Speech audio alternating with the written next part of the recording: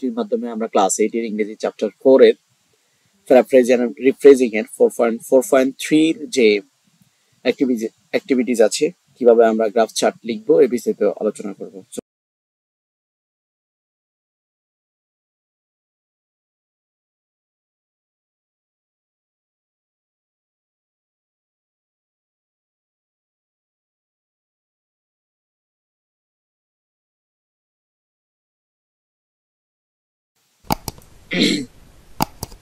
এটা আমাদের একটা প্রজেক্ট ওয়ার্ক, 4 থেকে 6টা গ্রুপে এই কাজটা করতে হবে and follow the guidelines to complete the work।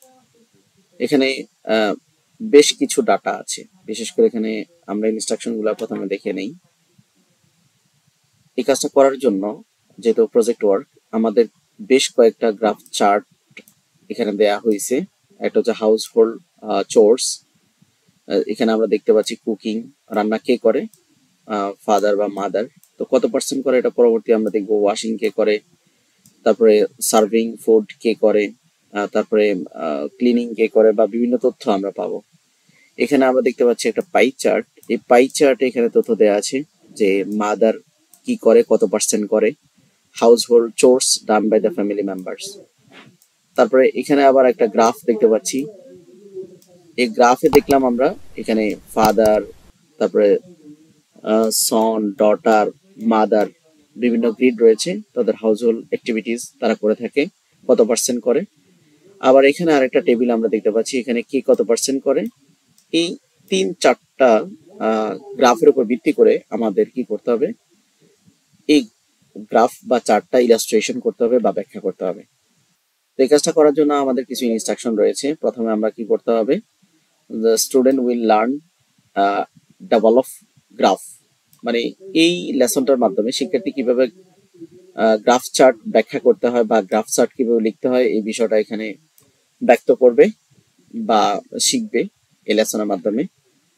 and it will represent according to the guideline, এবং পরবর্তীতে তারা লিখে এটা প্যারাফ্রেজ করবে, মানে গ্রাফ চার্ট প্রথমে বর্ণনা করবে, তারপরে এটা আবার প্যারাফ্রেজ করবে। তো কিভাবে করব, প্রথমে আমরা শিক্ষার্থীদেরকে ভাগ করে নিব, তারপরে বিভিন্ন show them some pictures household chores and elicit their understanding household chores। এখানে তাদের যে অ্যাক্টিভিটিস গুলা, এই অ্যাক্টিভিটিস নিয়ে আমরা যে চারটা এখানে গ্রাফ চার্টে দেখিয়েছি, কলাম দেখিয়েছি, টেবিল দেখিয়েছি, চার্ট দেখিয়েছি, পাই চার্ট দেখিয়েছি, এগুলো শিক্ষার্থীদেরকে দেখাইতে হবে এবং তাদেরকে পরবর্তীতে বলতে হবে যে ask student whether they do any household chores, তারা হাউস হোল্ড কোনো কাজ করে কিনা সেটা ব্যক্ত করতে হবে। এরপরে কি করতে হবে, এখানে বলছে যে course done by them and by their family member, কোন কাজগুলা সে করে, কোন কাজগুলা তার অন্যান্য ফ্যামিলি মেম্বার করে, সেগুলার একটা সেগুলো নিয়ে বর্ণনা করবে। তারপর এখানে বলছে যে show them some chart and graph and ask them whether they know the different type of chart and graph, if answer is yes, তারা এই সম্পর্কে জানে কিনা, এই সম্পর্কে তারা অভ্যস্ত কিনা, and describe any this chart are used, এই চার্টগুলা তারা ব্যবহার করবে। if answer is no you can explain it, যদি তারা না জেনে থাকে তাহলে কিভাবে এটা করবে এগুলো এক্সপ্লেইন করতে হবে।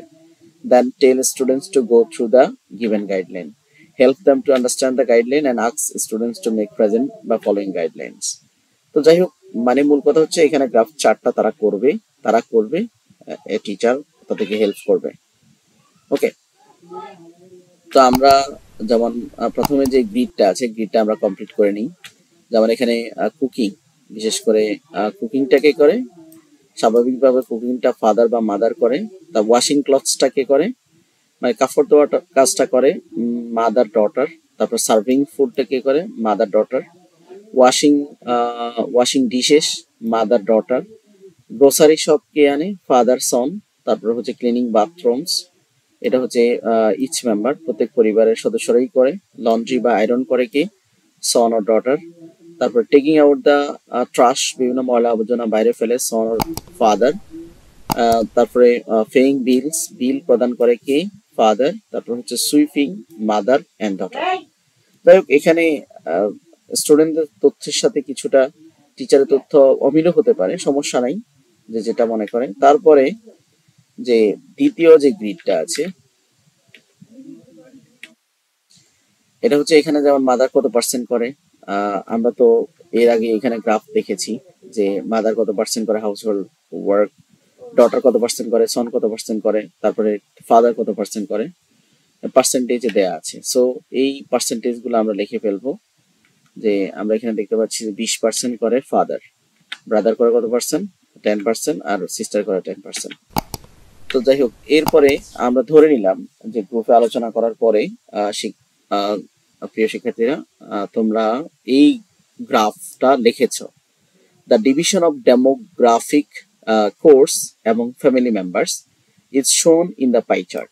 এখানে যে পাই চার্টটা আছে, যে যেটা ব্যক্ত করে, যে যেটা বর্ণনা করে, এই পাই চার্টে বিভিন্ন কি দেখানো হয়েছে, পরিবারের সদস্যরা কে কি কাজ করে সেটা দেখানো হয়েছে।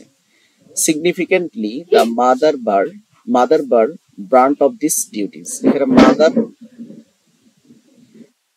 মাদার যে কাজটা করে বেশিরভাগ জায়গা নিয়ে সেটা রয়েছে, অ্যান্ড শি ডাজ গুড 60%, 60% কাজ সে করে, বিশেষ করে house hold course, and demonstrate and disappropriate amounts of the work, and moms have to do manage household chores. 60% কাজ মায়ে করে থাকে। In contrast, father contribute 10% household chores, indicating the significant gender disparity in household responsibility. এখানে household responsibility আমরা দেখতে পাচ্ছি এই পাইসাটে উল্লেখ করা আছে, 60% কাজ মা করে, 10% কাজ বাবাই করে, and son and daughters another 10% করে তারা কন্ট্রিবিউট করে, 20% কন্ট্রিবিউট করে son and daughter respectively, which is suggest more equitable distributions of course among the youngest generation. However, the chart emphasizes the need for the greater gender equality in sharing domestic duties. And if you suggest any reducing and burden of the mother and promoting the fair distributions of the duties within the families. আমরা সবাই সংঘবদ্ধভাবে গ্রুপে কাজ করার পরে এরকম একটা টেক্সটে উপনীত হয়েছি। এই টেক্সটে উপনীত হওয়ার পরে আমাদের যেটা করতে হবে, এটা প্যারাফ্রেজ করতে হবে। তো প্যারাফ্রেজ আমরা এভাবে করতে পারি, ফুল টেক্সটে এরকম করতে পারি যে এখানে ডিভিশনের পরিবর্তে আমরা ডিস্ট্রিবিউশন লিখতে পারি, ডোমেস্টিক পরিবর্তে আমরা হাউস হোল্ড লিখতে পারি, এখানে বার বলতে দ্য স্ট্রেট লাইন এটা বলতে পারি, তার অ্যাপ্রোপ্রিয়েশনস এখানে ডিফারেন্স দিতে পারি, মেইনটেইন দিতে পারি, তারপর কন্ট্রিবিউট, তারপরে হেল্প দিতে পারি, ডিসপ্যারিটি ডিফারেন্স দিতে পারি, তারপরে এখানে রেসপেক্টিভলি এটার পরিবর্তে আমরা কি দিতে পারি, রেসপেক্টিভলি বলতে অ্যাকর্ডিংলি, তারপরে ইকুইটেবল, তারপরে এই শব্দগুলো আমরা এভাবে চেঞ্জ করে এটাকে প্যারাফ্রেজ করতে পারি। তো আজকের আলোচনা এখান পর্যন্ত। পরবর্তী কন্টেন্ট লেসন 5 দেখার আমন্ত্রণ জানিয়ে আজকের মতো এখানে শেষ করছি। আল্লাহ হাফেজ।